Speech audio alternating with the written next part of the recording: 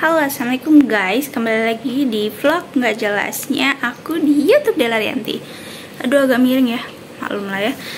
Jadi ini apa namanya, cuacanya, mataharinya itu akhir-akhir ini tuh nggak tahu ya kalau di Bengkulu di mananya, tapi tepatnya di aku ini di Unip itu mataharinya lagi bagus banget. Tapi aku lagi darah rendah, aku lagi kumat, jadi aku nggak berani untuk jalan jauh.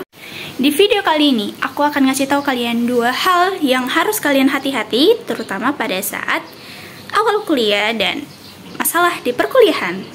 So, kalian penasaran? Check it out!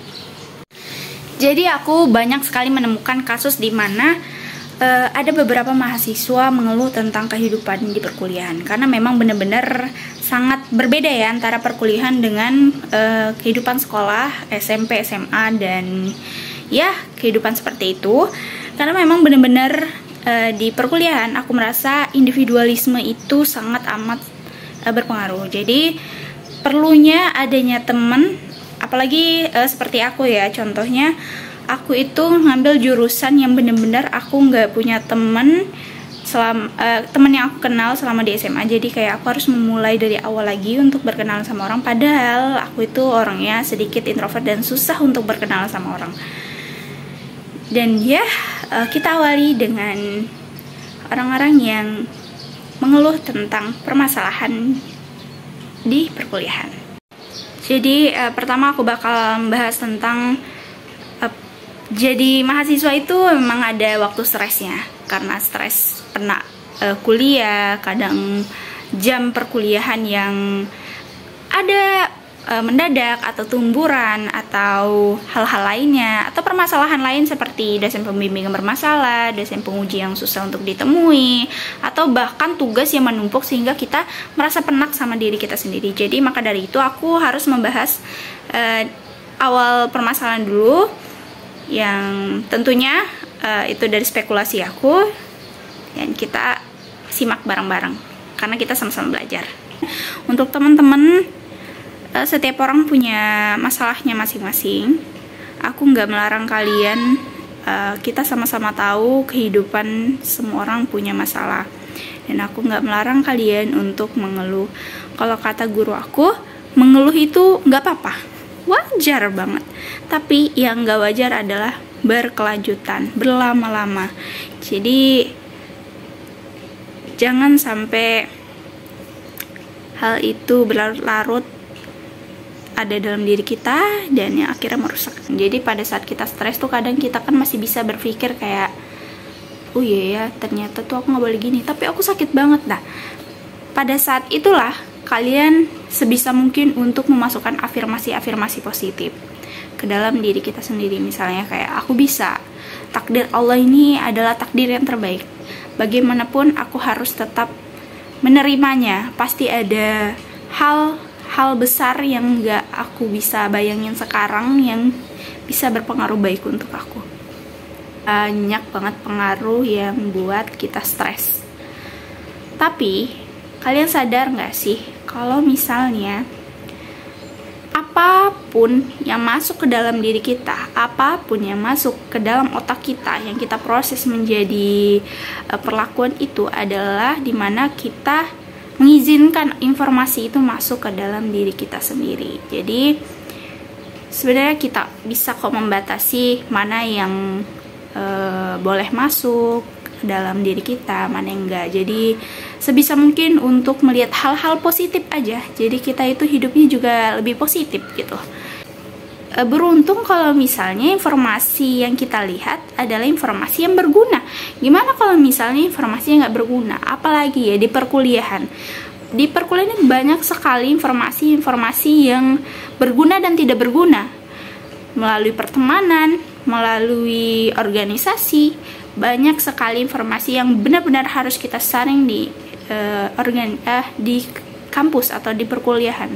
Jadi untuk teman-teman, terutama untuk adik-adik yang baru masuk kuliah atau yang di pertengahan kuliah, tuh kalian harus benar-benar tegas sama diri kalian sendiri. Yang toksik jangan dideketin. mau nggak mau kalian harus memang keluar dari zona itu kalau kalian ingin berkembang. Jujur aku kemarin pernah berada di zona pertemanan yang toksik, tapi syukurnya Allah ngasih teguran lewat teman aku dan menyadarkan aku. Jadi kayak pertemanan toksik itu sangat berpengaruh ya dalam hidup kita. Jadi harus benar-benar hati-hati memilih teman, memilih organisasi. Jadi tapi bukan berarti kalian itu karena informasi seperti ini kalian malah takut untuk berteman, kalian malah takut untuk berorganisasi. Guys, hidup itu memang banyak tantangan. Sebisa mungkin kalian menghindari, kalian akan tetap ketemu sama hal-hal semacam itu.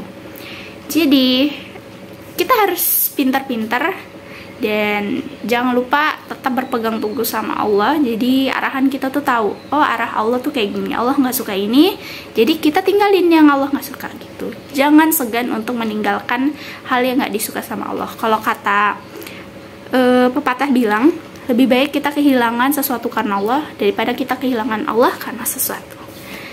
Jadi untuk teman-teman, apalagi untuk adik-adik yang baru masuk kuliah, hati-hati banget untuk memilih teman.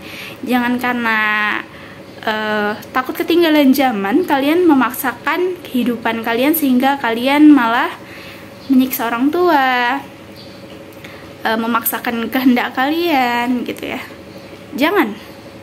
Kita syukuri apa yang ada. Kalau kita pintar bersyukur, kita bakal merasa berkecukupan kok. Dan ketika kita pintar bersyukur, Allah bakal terus ngasih kok kita. Jadi jangan takut untuk tetap berpendirian sama Allah di zaman yang amat sangat banyak banyak ini ya, banyak godaan. Jadi pesan untuk teman-teman dan untuk adik-adik yang baru masuk kuliah, harus punya pendirian tegas untuk memilih teman dan juga organisasi. Dan ya, tadi yang setelah aku bilang tadi di awal bahwa teman itu harus benar-benar dipilih, dan juga organisasi guys, karena organisasi zaman sekarang itu banyak ya jenisnya. Kadang dia berkedok organisasi padahal dia ngajarin hal-hal yang gak bagus, banyak kok. Aku pernah beberapa kali menemuin. Dan jangan kalian tutup mata. Kalau kalian kira itu udah menyimpang, tinggalin. Seperti yang aku katakan tadi, lebih baik kita meninggalkan sesuatu karena Allah daripada kita meninggalkan Allah karena sesuatu. Oke, terima kasih guys. Semoga pesan ini, aduh sebenarnya slow banget ini. Semoga pesan aku tersampaikan untuk yang tips-tips untuk, bukan ya, pokoknya semoga pesan aku tersampaikan. Lebih dan kurang aku mohon maaf. Aku juga sama-sama kita sama-sama belajar gitu ya. Dadah, assalamualaikum. Aduh, silau semakin terik. Bye bye.